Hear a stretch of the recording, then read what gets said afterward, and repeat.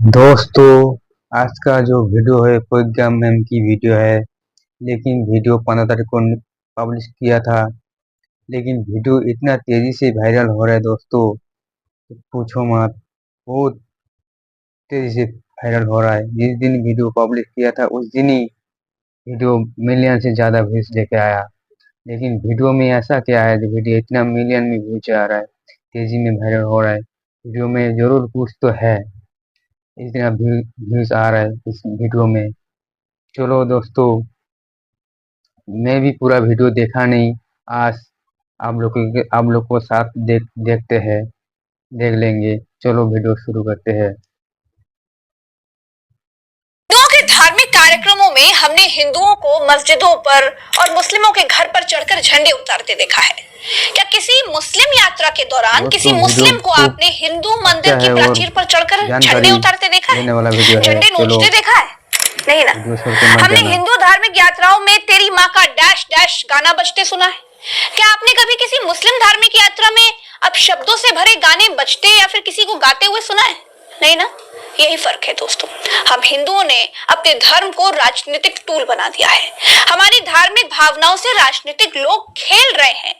हमारे बच्चों को नेता चुनावों के लिए इस्तेमाल कर रहे हैं और हम होने देते हैं। हिंदू मुसलमान के बीच दंगा, ये उनका साल 2000 से फेवरेट विषय है। लेकिन सब कुछ जानते हुए भी हम उनकी दंगा नीति में फंसी जाते हैं। हम हिंदुओं को किसी से कोई खतरा नहीं है। अरे हम 80% हैं, मुस्लिम भाई केवल 20% हैं। इसीलिए अल्पसंख्यक कहे जाते हैं ना।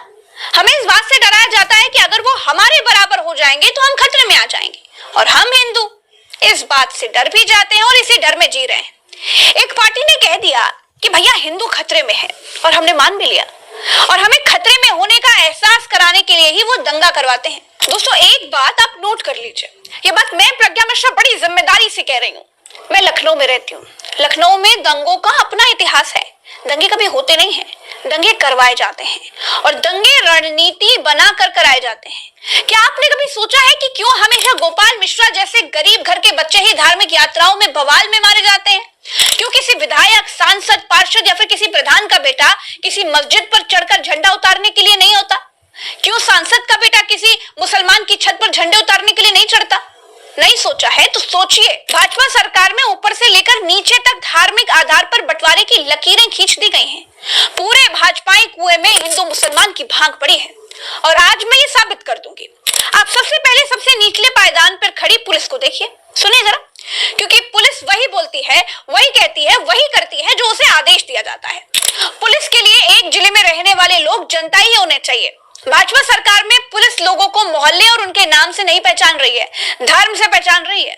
पुलिस ने भी समाज को हिंदू इलाके और मुस्लिम इलाकों में बांट दिया है। महसी के महाराजगंज क्षेत्र में आज जब एक जुलूस एक मुस्लिम क्षेत्र में से एक मस्जिद के पास से निकल रहा था, वहाँ पे दोनों पक्षों के बीच में कुछ विषय को लेकर तकरार हुई, जिसमें दोनों पक्ष आमने सामने हुए। उसमें आपस में कुछ लोग उत्पात मचाने लगे, जिस घटनाक्रम में एक व्यक्ति को हिंदू पक्ष की तरफ से गोली लगी और बाद में उसकी मृत्यु हो गई।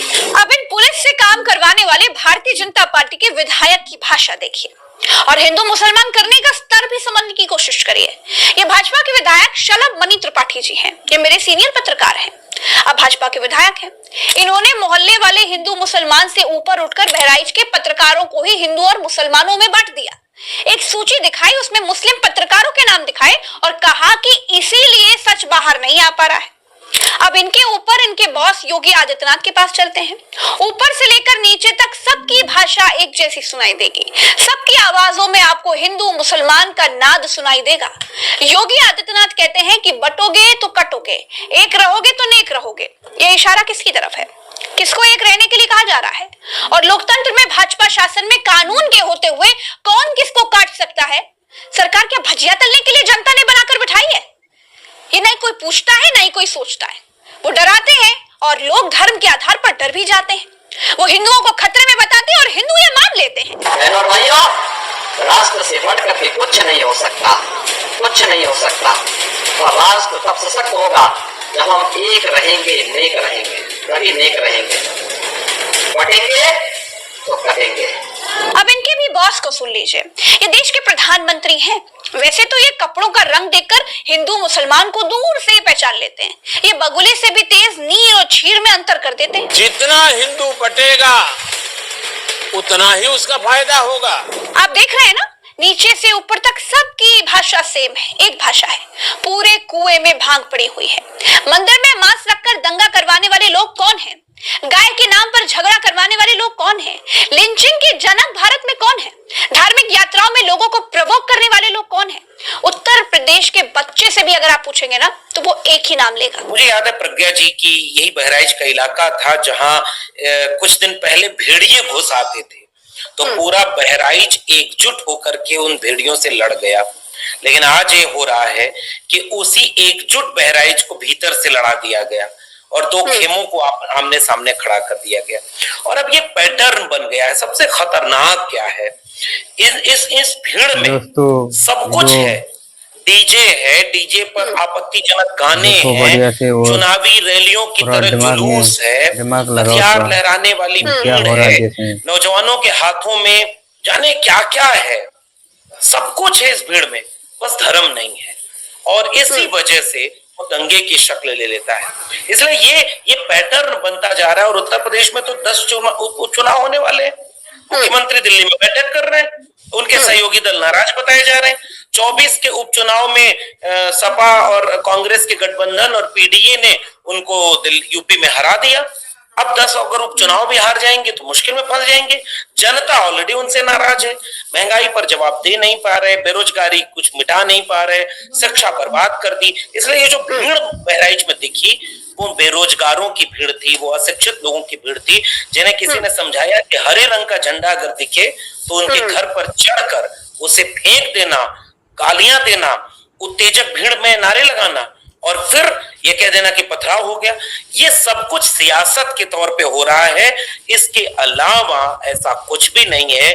जो मोहल्ला एक समय शांति से रहा हो, वो मोहल्ला किसी एक धर्म के जुलूस में अचानक आग में चला जाएगा। वो यूं ही नहीं होता अगर उसमें सियासत ना होती। तो ये शुद्ध तौर पर सियासी मामला है। आप सोच कर देखिए कि यही उत्तर प्रदेश के मुख्यमंत्री योगी आदित्यनाथ हैं। ये कहते थे कि उत्तर प्रदेश में कोई दंगा नहीं कर सकता। यही अमित शाह थे, ये कहते थे कि उत्तर प्रदेश में दूरबीन लेकर के भी कोई गुंडा दिखाई नहीं देता। तो फिर बहराइच का दंगा कैसे हो गया? क्या चुनाव से पहले दंगा होने दिया गया? दंगा सिर्फ एक दिन नहीं हुआ है, 2 दिन तक हुआ है। दूसरे दिन तो पुलिस शव यात्रा में साथ साथ चल रही थी, फिर भी दुकानें, शोरूम, अस्पताल फूंक दिए गए। दोस्तों वीडियो ज्यादा ज्यादा शेयर करो, लोगों की आंखें खोल दो। दोस्तों आज यहीं तक। चलो फुल वीडियो देखना चाहते हो तो लिंक देके रखेंगे, वहाँ पे जाके चेक करना। चलो दोस्तों यहीं तक, फिर मिलेंगे और वीडियो पर।